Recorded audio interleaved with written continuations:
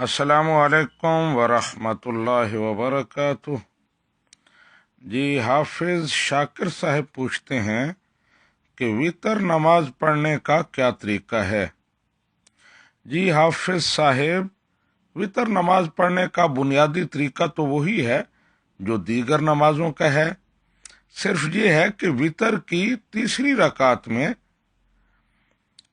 سورہ پڑھنے کے بعد رکوع میں جانے سے پہلے تکبیر کہتے ہیں، ہاتھ کانوں کو لگاتے ہیں، پھر ہاتھ باندھ لیتے ہیں اور دعائے قنوت پڑھتے ہیں۔ یہ ایک اضافی چیز ہے وطروں میں، لیکن اگر آپ ڈیٹیل میں یہ سننا چاہیں تو پھر یہ طریقہ ہے کہ پہلی رکعت میں ظاہر ہے نیت کر کے تکبیر تحریمہ کہہ کے آپ نماز شروع کریں گے تو پہلے ثنا، پھر اعوذ باللہ، پھر بسم اللہ، پھر سورہ فاتحہ اور اس کے ساتھ ایک اور سورت ملائیں گے، پھر رکوع اور 2 سجدے کریں گے۔ دوسری رکعت کے لیے کھڑے ہوں گے تو دوسری رکعت میں بسم اللہ شریف، سورہ فاتحہ اور اس کے بعد ایک اور سورت ملائیں گے، پھر رکوع، 2 سجدے اور اس کے بعد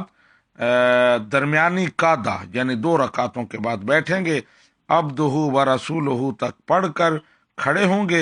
اور تیسری رکعت میں پھر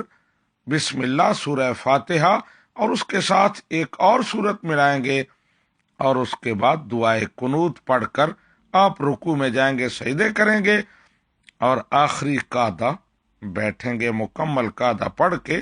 سلام کر دیں گے۔ تو یہ نماز وطر کا تفصیلی طریقہ ہے۔ اگر مزید اس میں کوئی مسئلہ